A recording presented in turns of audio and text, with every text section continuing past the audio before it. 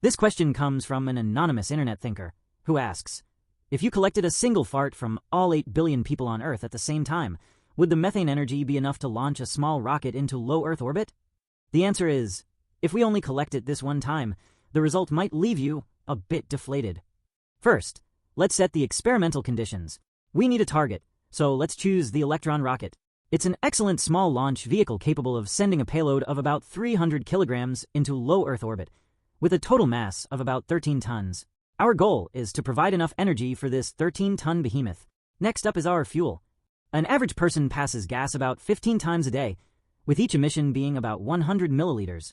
But not all of this gas is methane. Methane accounts for about 7% to 10% of it. To make our calculations more optimistic, let's take a generous upper limit and assume 10%.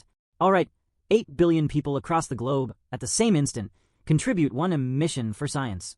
We get 800 billion milliliters, or 800 million liters, of mixed gas. 10% of this is methane, which is 80 million liters. The density of methane is about 0.67 grams per liter, so we've collected about 53.6 tons of pure methane. That sounds quite substantial, right? Methane is a high-efficiency fuel with a heat of combustion of about 55.5 megajoules per kilogram. Therefore, in total, we've obtained about 2,975 gigajoules of energy. However, to launch the 13-ton Electron rocket into low Earth orbit, considering gravity, air resistance, and efficiency losses, we need at least 500,000 gigajoules. Our first attempt doesn't even reach 0.6% of the target. With this little energy, forget launching. It might just be enough to short-circuit the rocket's launch control center. But this isn't enough. What if we could do better? Alright, a one-time emission is clearly not going to work.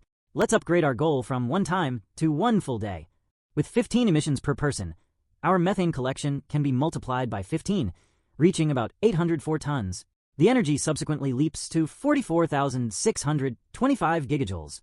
This number is already staggering, equivalent to the explosive power of nearly 10,000 tons of TNT. But for our rocket, this is still just a drop in the bucket. It could probably lift the 13-ton rocket a few kilometers off the ground, only for it to fall back down like an expensive piece of scrap metal. What if we could optimize fuel production at the source? We have to admit, human output efficiency is too low.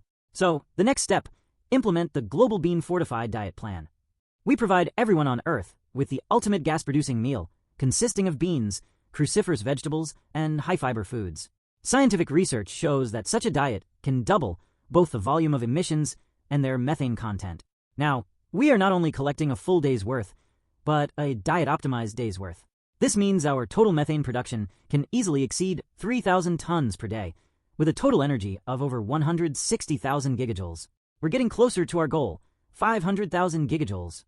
This amount of energy is now sufficient